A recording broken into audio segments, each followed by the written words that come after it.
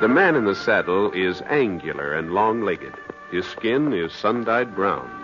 The gun in his holster is gray steel and rainbow mother of pearl. Its handle, unmarked.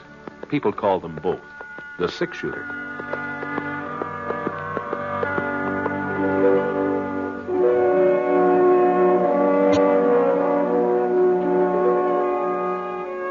James Stewart as the six-shooter, a transcribed series of radio dramas based on the life of Britt Ponsett, the Texas plainsman who wandered through the Western Territories, leaving behind a trail of still-remembered legends.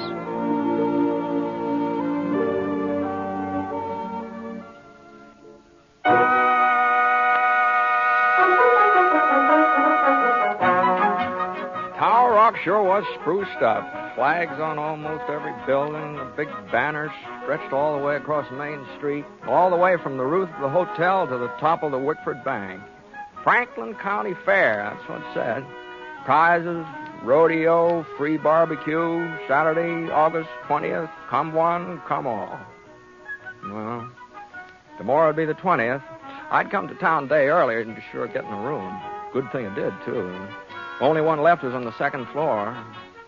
The livery stable side of the hotel at that.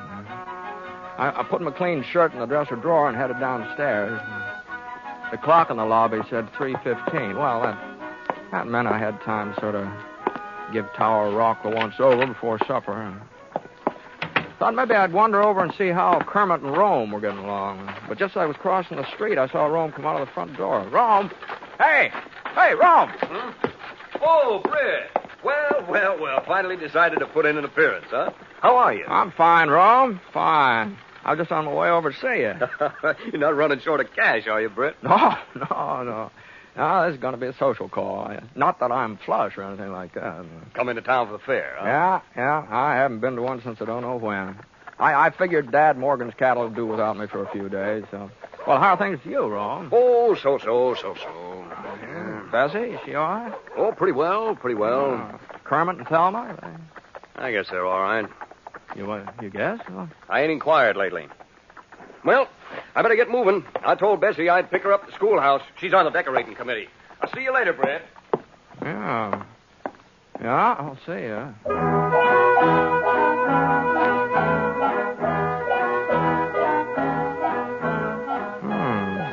I sure couldn't figure out what was the matter with Rome. Well, he froze up when I mentioned Kermit. Why, they'd always been more like kin than in-laws.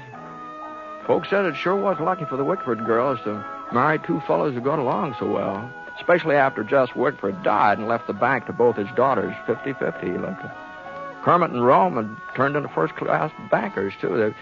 The Wickford Bank probably is worth about twice as much now than it was when Jess had run it. Well, hello, Brett. Where'd you come from? Oh, Kermit. Oh, I was just thinking about you. About me? Yeah, well, I ran into Rome a minute ago. I suppose he was shooting off his mouth again. What?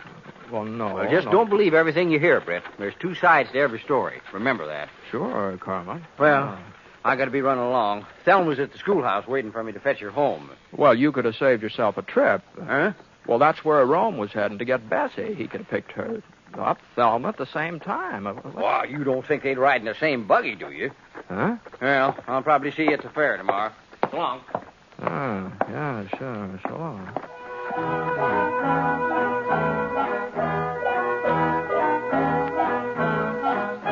Well, there just wasn't any doubt about it. There's something that happened between the Binghams and the Madden, that's all. There must have been something pretty serious, too, the way Kermit and Rome had been acting. And knowing Thelma and Bessie like I did, I sure was glad I wasn't involved in that. They were real firm women, Thelma and Bessie. Yeah, always had been, ever since they were girls. I couldn't help wondering just what had set them off. Not that it was any of my business, of course, but Otis Spear did know. Yeah, being the justice of the peace and the local undertaker, he knew almost everything that went on in Foster County. You ain't never seen nothing like it, Britt, the way they've been behaving. Why, they even spoke to each other for the past 2 months. You don't say. Take turns going to church. One Sunday the Binghams attend services, next Sunday the Madderns, just so Thelma and Bessie won't meet up. Well, that's the darn... I can't believe it. Well, that ain't the half, Britt, not the half. You remember the Social 16? You know them couples who always got together and played whist on Friday nights? Yeah? Well, it ain't the Social 16 no more. The Binghams pulled out, and the McDaniels and Johnsons and the Potters, they left at the same time. We got 2 social 8s now. You mean this foolishness has gone beyond Thelma and Bessie? Other folks are taking sides, too? Well, see, they are. The whole town is split right down the middle. Well, I never heard of such a thing. Well, how did it start, anyway? Well, last May, that was the beginning.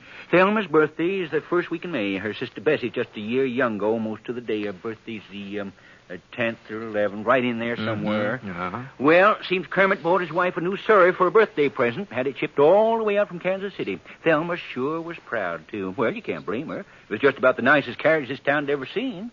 The nicest until it came time for Rome to give Bessie her present the following week. You don't mean he bought Bessie a Surrey, too? Yeah, that's what he did. Well, even fancier than the one Kermit gave to Thelma. Yep, a whole lot fancier. Red leather seats with real springs in them, a white top, and painted white wheels. Of course, Rome said it was just a coincidence that he'd ordered Bessie Surrey long before he found out that's what Kermit was giving to Thelma. Well, and it sounds reasonable, too. He could have done Yeah, that. some folks think so, and some don't. Kermit and Thelma claimed it was just plain spite work. The Rome and Bessie had always been jealous of them. Anyhow, that Surrey business just seemed to set everybody off, especially the women. Oh, being sisters, I guess they'd had their grievances before, but they'd always held them back. Now they just let fly in all directions. Why, Thelma's even going to... Huh? What were you going to say, Otis? Oh, nothing, Britt, nothing. Say, you're going to stay for the fair, aren't you? Oh, yeah, sure. That's why I'm here. Uh-huh. Well, I was thinking, maybe you wouldn't mind helping me out. Oh? What? You see, I'm general chairman of the whole doings, and I got almost everything set, excepting some of the judging. Oh, well, I'm not much of an authority, but I guess I can tell a cow from a horse. Oh, no. We're all fixed up in that department, but the baked goods and preserves and pickles, well, I just haven't been able to find the right person to hand out the blue ribbons there. Oh, well, I don't know anything about cooking, Otis. Well, you know about tasting, don't you? Oh, yeah. Well, that's what you got to do, Britt. Sample whatever they put in front of you and say which one tastes the best. Oh, no, wait a minute. I'll tell you what, I'll just put you down for preserves. I'll get somebody else to take over the rest of the stuff. No, but... well, I got a meeting in the barbecue committee over at the general store. Yeah, but... you'll be at the schoolhouse 9 o'clock in the morning. That's when the judge is supposed to start. But where... Otis, what...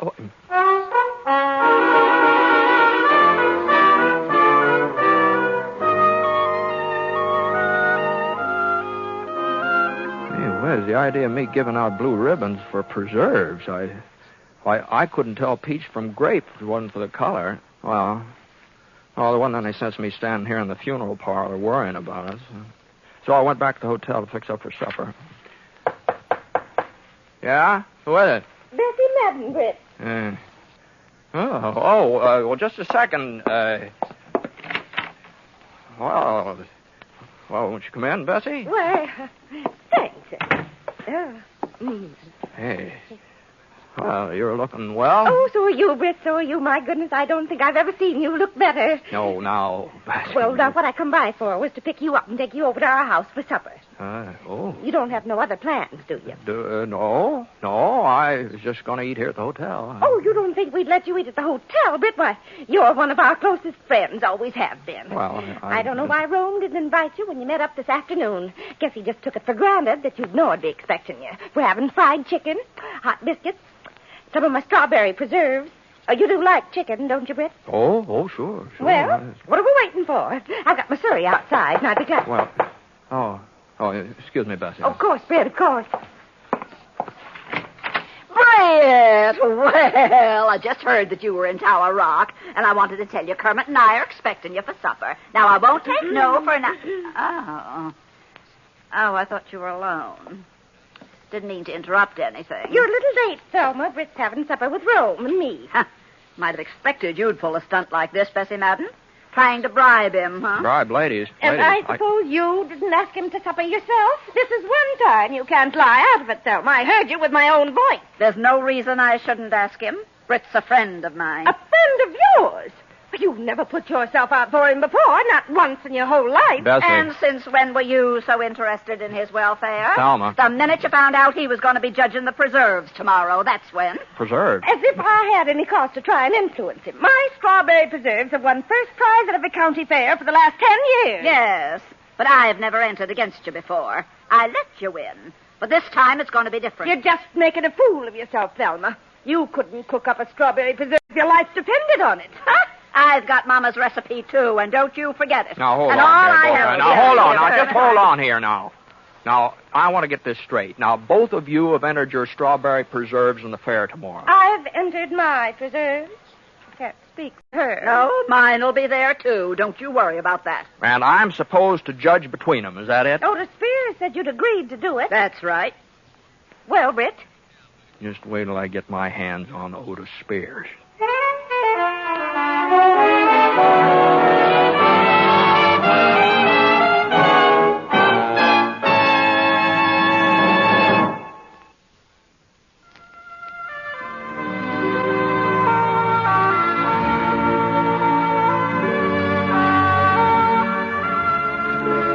Now, Act 2 of The Six Shooter, starring James Stewart as Britt Ponsett.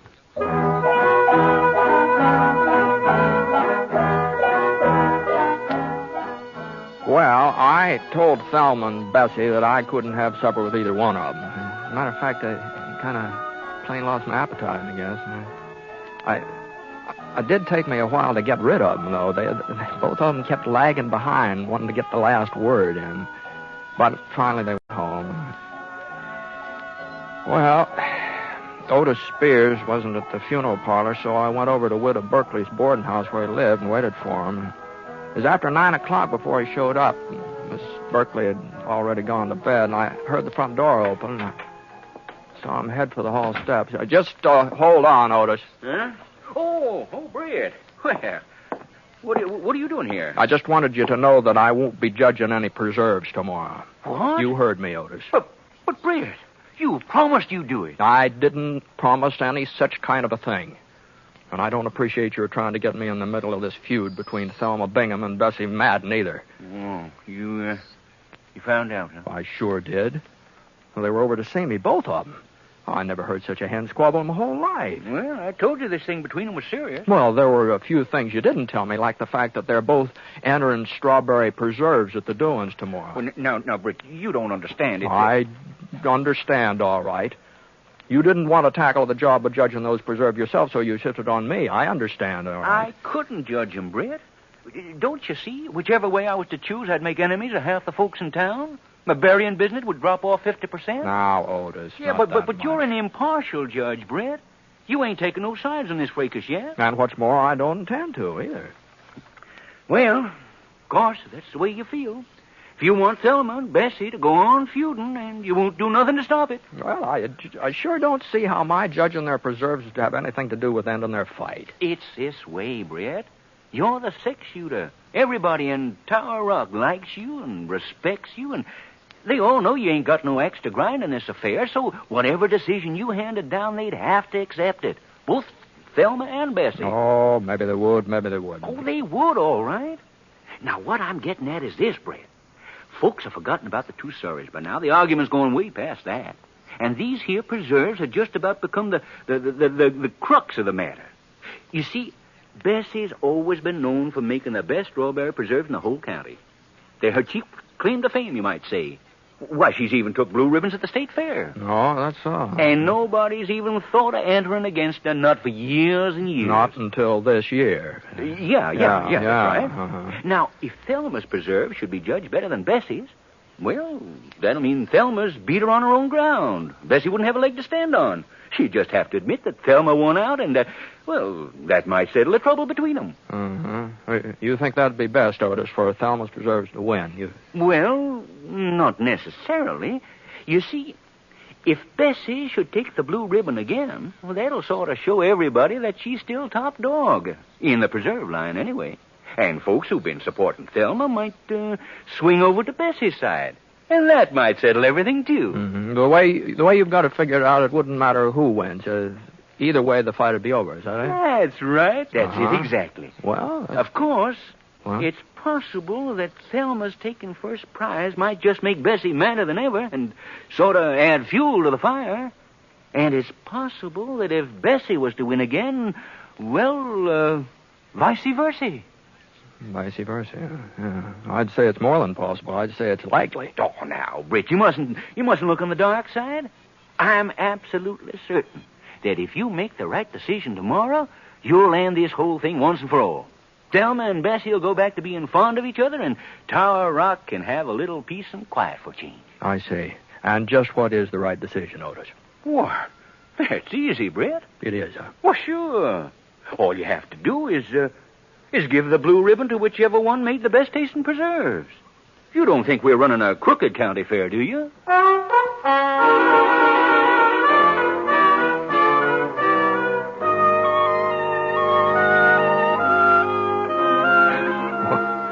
Well, sir, I never saw a fellow like Otis Spears. He could talk circles around a Philadelphia lawyer. Well, finally, I saw that if I was going to get any sleep at all that night, I'd just have to give in. But I made up my mind to one thing. I wasn't going to have Thelma or Bessie turning on me, either one of them. I was going to say that their preserves tasted exactly the same and call it a tie. And that way there wouldn't be any harm done, and I'd be leaving things just the way I found them. Of course, I didn't tell Otis what I was planning to do or anything. I just promised that I'd meet him at the schoolhouse in the morning. Good. I knew you'd come around, Britt. When you saw how much I needed you, I knew you couldn't let me down. Well, Otis... I'll walk you to the door. Never mind. I'm on my way out. Night. Night, Britt. See you tomorrow. Yeah. Oh, say... Uh-huh. There was one thing I forgot to tell you. It sort of slipped my mind. Oh, what's that? Well, in case you have any trouble deciding as to whose preserves are the best, well, there couldn't be a tie. There couldn't be. Why not? Oh, you could call it a tie, but that would still mean that Thelma had won. How's that? Well, don't you see, Brett? If Thelma's strawberry preserves are just as good as Bessie's, well, folks would think that Thelma had been letting her sister win all these years by not contesting with her before. No, a tie would be the same as giving the prize to Thelma. You do see that, don't you? Huh? Yes. Sure. Oh, well, so long. So long, Britt. And may the best woman win.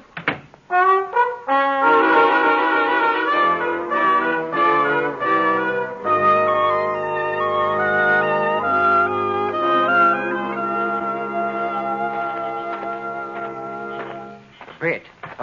Britt. Mm-hmm. Oh, hello, Kermit.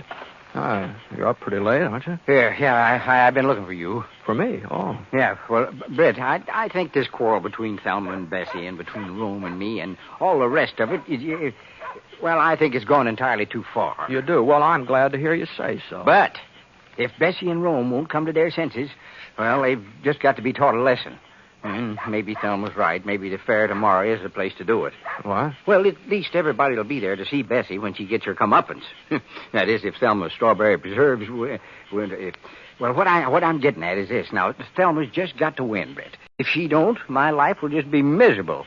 And Thelma's got a real knack for making me miserable.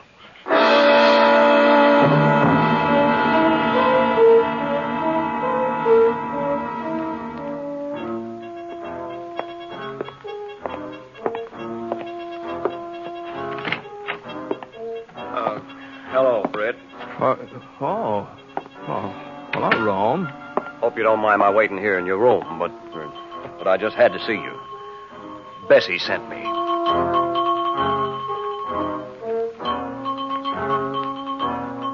Well, it was the same thing over again from Rome, except that he was a little more forceful than Kermit. After he'd gone, I tried to get some sleep, but all night long I just kept dreaming about strawberry preserves. Jars and jars of strawberry preserves. Anyway, I finally woke up. It was after 7 o'clock, nearly 3 hours after my usual getting up time. Somehow I didn't feel very rested either. I got dressed and I stopped off at Gravy Gibson's Cafe for some breakfast. Not that I could eat very much. Then I started off in the direction of the schoolhouse. And the judging was already underway when I got there. And second prize goes to Mrs. Hal Spidle for her devil's food cake. Honorable mention to Mrs. Johnny Seals for her chocolate lair. Honorable mention to Miss Addie Simpson for her sponge. Now, let's see, the next item is, Oh, yes. Preserve. I don't see... Oh, there he is. All right up here, Britt. Right up here. There he is. Excuse me. Beg your pardon. Yeah. Well, folks, I guess you all know Britt Ponset. Well, Britt has been kind enough to volunteer his services in judging the preserve. Now, let's see, I believe there are, only 2 entries. Well, yeah, that's right, 2. Both strawberry. Yeah, quite a coincidence. Yes. Well, the first entry is submitted by Mrs. Bessie Madden. Bessie Madden. And the second entry comes from Mrs. Thelma Bingham. Yes, sister. Now, I'll just unscrew the caps on these jars. What? Hey, goodness gracious. Miss Madden doesn't know her own... There we are. You can just use a spoon there on the table, Britt. It's clean. All right, if you're ready. Here's the first jar. Mrs. Bessie Madden. Thanks, Otis. Hey, Britt, be careful. Oh, golly, I don't know how that happened, Otis. I thought I had a good, firm grip on it. I sure am sorry. I'll bet you will. Well, folks, seems we had a little accident up here. Mrs. Madden's preserves are kind of divided between the floor and Britt's trousers. I just don't know what we can do under the circumstances. Looks like, we'll have to rule that there's only one entry available for tasting. You just rule no such thing, Otis Spears. I've got another jar of my preserves right out in the hall. Oh, another jar? Bring them along, figuring there might be a slip-up somewhere. I'll be right back. Well, that was sure far-sighted of Bessie, wasn't it, folks? Well, while we're waiting, Britt can go ahead and taste Mrs. Bingham's jar. Here you are, Britt. I'll hold it for you. Just spoon right in. Well,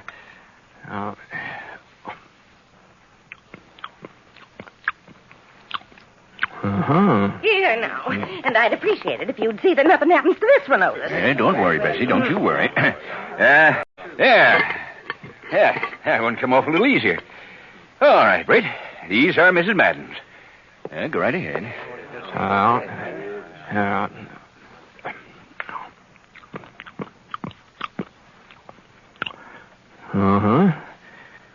Well, you had enough?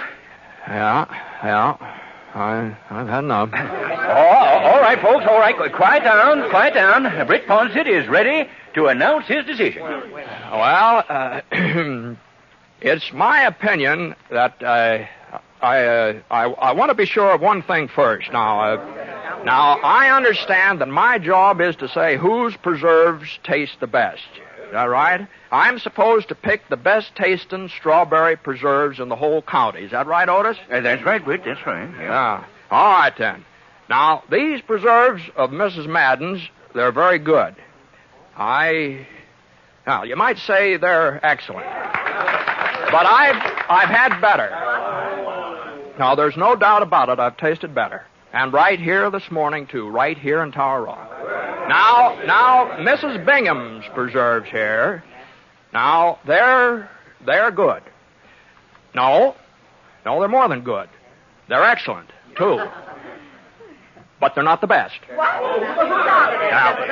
ladies and gentlemen, to me, the best tasting strawberry preserves in Foster County are the ones I ate this morning at Gravy Gibson's lunchroom. No, I'm awarding the blue ribbon to Gravy Gibson. You see that he gets it, will you, Otis? Wait, you can't do this, Britt. Gravy Gibson wasn't even entered. No, you told me you wanted me to pick the best tasting preserves in the county, and that's what I've done. Why, the very idea, comparing our preserves to the kind of thing Gravy Gibson serves us. It's an outrage. I've never been so insulted in all my whole life. Now, you see here, Britt Ponset. If you think you can get away with Why, this... for 10 years, Bessie's preserves have been winning blue ribbons. And Thelma used the same recipe I did, our mother's recipe, and nobody's ever had a finer recipe for strawberry preserves than Minnie Whitford. That's right. Now, just a minute. Don't you just a minute us. No, sir. Why, half the time you can't even eat Gravy Gibson's food. Why, everybody knows that. Of course. Well, this is the last county fair I'm ever going to enter, Otis Spears. And that goes for me, too. Bessie, come on, let's get out of here. The sooner, the better. Well, don't just stand there, Kermit. Can't you see we're leaving? Yes, dear, yes. Rome, come along. Yes, Bessie. Why'd you see that, Brett? They went off together. All four of them. Together. Yeah. That's how it looked, all right. Oh, if that don't beat the Dutch. You got 'em so mad at you, they all went off together. I might have known you was up to something. Well, I don't know what you're talking about, Otis. I was just giving my considered opinion about strawberry preserves.